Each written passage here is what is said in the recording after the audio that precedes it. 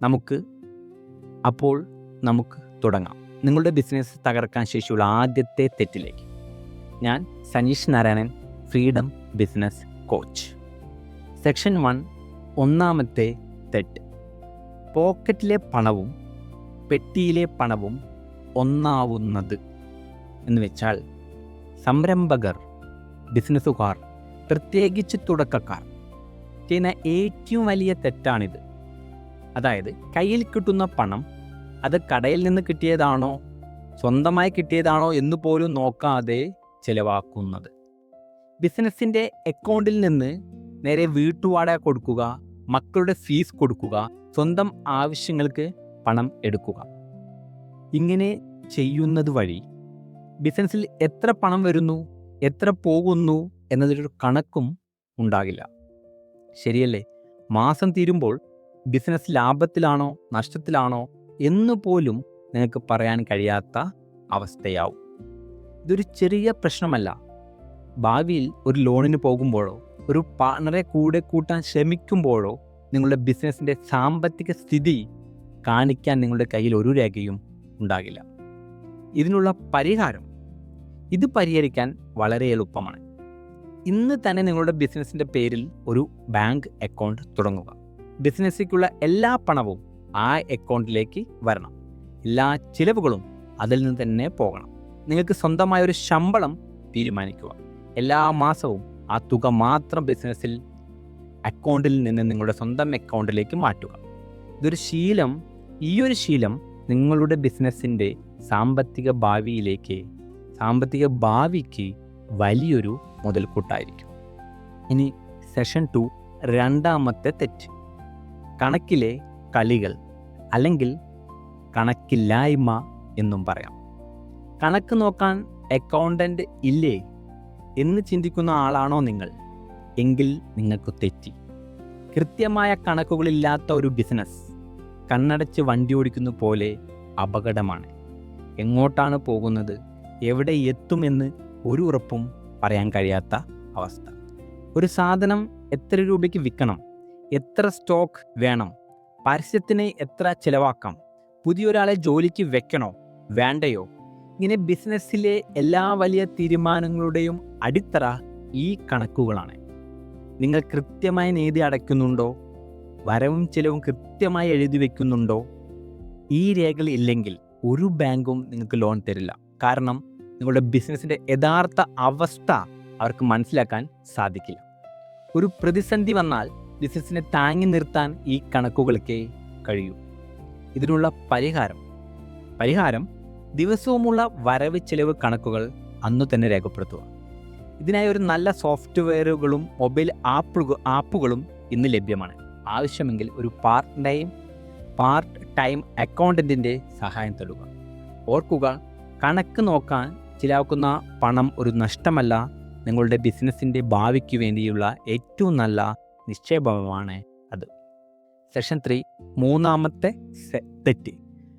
കടം വീട്ടാൻ വീണ്ടും കടം വാങ്ങുന്നത്. ഇതൊരു കെണിയാണ്. ബിസിനസ്സിൽ ഒരു പണത്തിന് ആവശ്യം വരുമ്പോൾ ഒരു കടം വീട്ടാൻ മറ്റൊരു കടം വാങ്ങുക, അത് തീർക്കാൻ മറ്റൊരിടത്തു നിന്ന് വാങ്ങുക.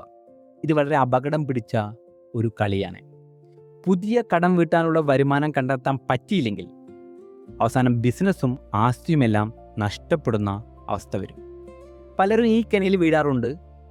പ്രശ്നം വരുമ്പോൾ എളുപ്പ വഴികൾ തേടും. പക്ഷേ ഓർക്കുക, കടം വാങ്ങി കടം വീട്ടുന്നത് ഒരു പരിഹാരമല്ല. അത് പ്രശ്നങ്ങൾ കൂടുതൽ വഷളാക്കുകയുള്ളൂ. പരിഹാരം ഇങ്ങനെയൊരു അവസ്ഥ വന്നാൽ പുതിയ കടം വാങ്ങുന്നതിന് പകരം പഴയ കടം വീട്ടാൻ നിങ്ങളുടെ ബിസിനസ്സിൽ തന്നെയുള്ള വഴികൾ കണ്ടെത്തുക. ചിലപ്പോൾ അധികമുള്ള സ്റ്റോക്ക് വില കുറച്ച് വിൽക്കേണ്ടി വരും, അല്ലെങ്കിൽ ഉപയോഗമില്ലാത്ത ചില സ്റ്റോക്കുകൾ അല്ലെങ്കിൽ മിഷനറികൾ ഒഴിവാക്കേണ്ടി വരും. അതിൽ നിന്ന് കിട്ടുന്ന പണം കൊണ്ട് കടം തീർക്കുക. അതോടൊപ്പം എന്തുകൊണ്ട് ഈ പ്രശ്നം വന്നു എന്ന് പഠിക്കുക. ചിലവുകൾ കുറച്ച് വരുമാനം കൂട്ടാനുള്ള പുതിയ വഴികൾ കണ്ടെത്തി ബിസിനസ്സിനെ തിരികെ ട്രാക്കിൽ കൊണ്ടുവരിക. സെക്ഷൻ 4, നാലാമത്തെ തെറ്റ്. വരുമാനം കൂടുമ്പോൾ ആഡംബരം കൂടുന്നത്. ബിസിനസ് ഒന്ന് വിജയിച്ച് തുടങ്ങി കയ്യിൽ കുറച്ച് കാശ് വന്നു തുടങ്ങുമ്പോൾ പലർക്കും പറ്റുന്ന ഒരു അബദ്ധമാണിത്. വരുമാനം കൂടുന്നതിനനുസരിച്ച് ആഡംബരത്തിലേക്ക് തിരിയുക. പുതിയ കാർ, വില കൂടിയ ഫോൺ, വലിയ ഓഫീസ്. ബിസിനസിൻ്റെ അടിത്തറ ഉറയ്ക്കുന്നതിന് മുമ്പ് ഇത്തരം ചിലവുകളിലേക്ക് പോകുന്നത് ആത്മഹത്യാപരമാണ്. ഒരു സംരംഭകൻ എന്ന നിലയിൽ വരുമാനവും ലാഭവും രണ്ടാണെന്ന് നിങ്ങൾ ആദ്യം മനസ്സിലാക്കണം. അക്കൗണ്ടിലേക്ക് വരുന്ന വലിയ തുക നിങ്ങളുടെ ലാഭമല്ല, അത് കച്ചവടത്തിൽ കിട്ടിയ പണം, റവന്യൂ മാത്രമാണ്. അതിൽ നിന്ന് ചിലവുകളും നികുതികളും ശമ്പളവും എല്ലാം കഴിഞ്ഞ് മിച്ചം വരുന്നതാണ് നിങ്ങളുടെ യഥാർത്ഥ ലാഭം. ആ ലാഭം വീണ്ടും ബിസിനസ്സിൽ തന്നെ നിക്ഷേപിച്ച് അതിനെ വളർത്താനാണ് ഒരു നല്ല സംരംഭകൻ ശ്രമിക്കേണ്ടത്. സോ പരിഹാരം എന്താണ്? പരിഹാരം ബിസിനസ്സിൻ്റെ തുടക്കത്തിൽ കഴിയുന്നത്ര ലളിതമായി ജീവിക്കാൻ ശ്രമിക്കുക. കിട്ടുന്ന പണം ബിസിനസ്സിൻ്റെ വളർച്ചയ്ക്ക് വേണ്ടി, കിട്ടുന്ന ലാഭം ബിസിനസ്സിൻ്റെ വളർച്ചയ്ക്ക് വേണ്ടി തന്നെ ഉപയോഗിക്കുക. പുതിയ ടെക്നോളജി വാങ്ങാനോ മാർക്കറ്റിങ്ങിനോ അല്ലെങ്കിൽ നല്ല കഴിവുള്ള ജോലിക്കാർക്ക് ശമ്പളം കൊടുക്കാനോ ആ പണം ഉപയോഗിക്കാം. നിങ്ങളുടെ ബിസിനസ് ഒരു സ്ഥിരത കൈവരിച്ച ശേഷം മാത്രം വ്യക്തിപരമായ ആഡംബരങ്ങളെപ്പറ്റി ചിന്തിക്കുക. സെഷൻ 5, 5ാമത്തെ തെറ്റ്, വ്യക്തിപരമായ സാമ്പത്തിക അച്ചടക്കമില്ലായ്മ.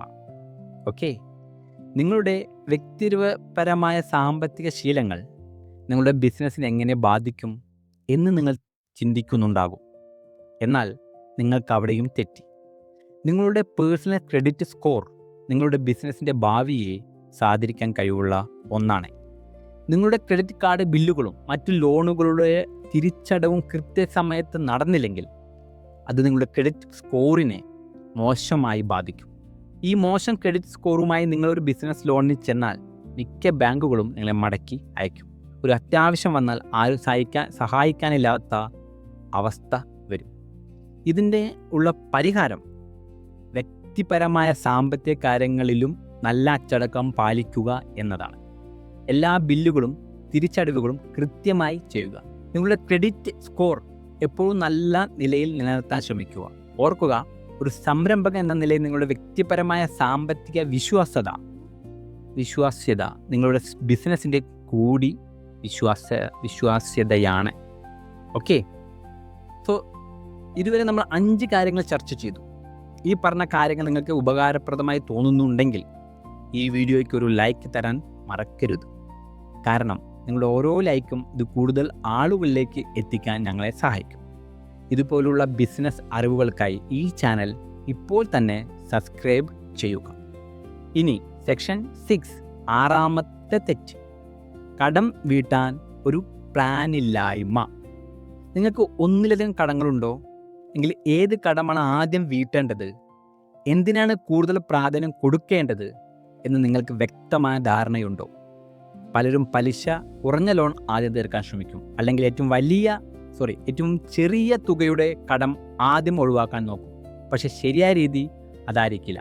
ഒരു വ്യക്തമായ പ്ലാനില്ലാതെ കടങ്ങൾ കൈകാര്യം ചെയ്യുന്നത് ചെറിയ കടങ്ങളെ പോലും വലിയ ഭാരമാക്കി മാറ്റാൻ സാധ്യതയുണ്ട്.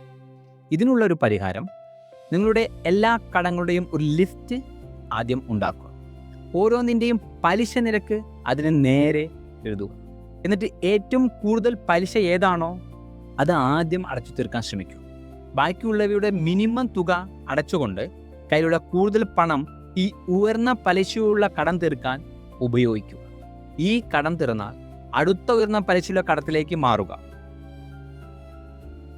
ഡെപ്റ്റ് അവലഞ്ച് എന്ന് പറയുന്ന ഈ രീതി നിങ്ങളുടെ കടഭാരം വളരെ വേഗത്തിൽ കുറയ്ക്കാൻ സഹായിക്കും.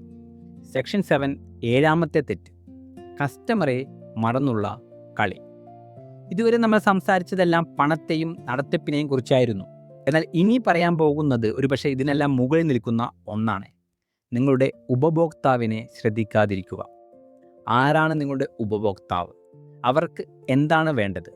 നിങ്ങളുടെ പ്രൊഡക്റ്റിനെ പറ്റി അവർ എന്തു പറയുന്നു എന്ന് നിങ്ങൾ ശ്രദ്ധിക്കുന്നില്ലെങ്കിൽ നിങ്ങൾ എത്ര വലിയ സാമ്പത്തിക വിദഗ്ധനായിട്ടും കാര്യമില്ല, നിങ്ങളുടെ ബിസിനസ് അധിക നാൾ മുന്നോട്ട് പോകില്ല. കാരണം വിപണി എപ്പോഴും മാറിക്കൊണ്ടിരിക്കും, ഉപഭോക്താക്കളുടെ ഇഷ്ടങ്ങളും മാറും. ആ മാറ്റത്തിനനുസരിച്ച് സ്വയം മാറാത്ത ഒരു ബിസിനസ്സും നിലനിന്നിട്ടില്ല.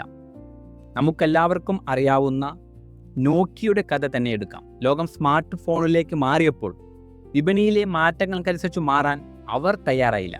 തങ്ങളുടെ ഉപഭോക്താക്കളുടെ മാറുന്ന ആവശ്യങ്ങളെ അവർ കണ്ടില്ലെന്ന് നടിച്ചു. അതിൻ്റെ ഫലം എന്താ എന്ന് നമ്മൾ കണ്ടതാണ്.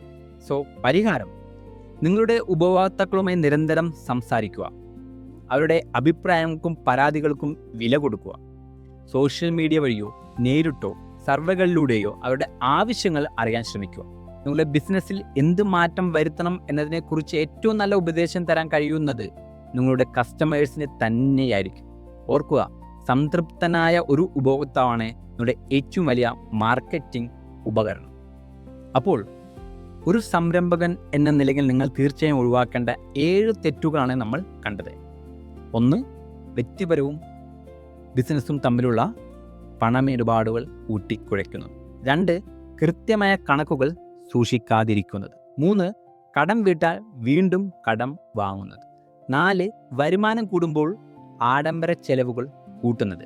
5. വ്യക്തിപരമായ ക്രെഡിറ്റ് സ്കോർ ശ്രദ്ധിക്കാതിരിക്കുന്നത്. 6. കടം വീട്ടാൻ കൃത്യമായ ഒരു പ്ലാൻ ഇല്ലാത്തത്.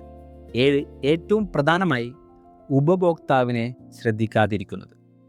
ഈ തെറ്റുകളിൽ ഏതെങ്കിലും നിങ്ങൾ ചെയ്യുന്നുണ്ടെങ്കിൽ അത് തിരിച്ചറിഞ്ഞ് തിരുത്താനുള്ള ഏറ്റവും നല്ല സമയമാണിത്. ബിസിനസ്സിൽ തെറ്റുകൾ പറ്റുന്ന സ്വാഭാവികമാണ്. എന്നാൽ ആ തെറ്റുകളിൽ നിന്ന് പാഠം പഠിച്ച് അത് തിരുത്തി കൂടുതൽ കരുത്തോടെ മുന്നോട്ട് പോകുന്നവരാണ് യഥാർത്ഥ സംരംഭകരായി മാറുന്നത്. ഈ വീഡിയോ നിങ്ങൾക്ക് പുതിയൊരു കാഴ്ചപ്പാട് നൽകിയെന്ന് വിശ്വസിക്കുന്നു. നിങ്ങളുടെ സംരംഭക യാത്രയ്ക്ക് എല്ലാ ആശംസകളും. നിങ്ങളുടെ അഭിപ്രായങ്ങളും സംശയങ്ങളും താഴെ കമൻറ്റ് ചെയ്യുക. നന്ദി.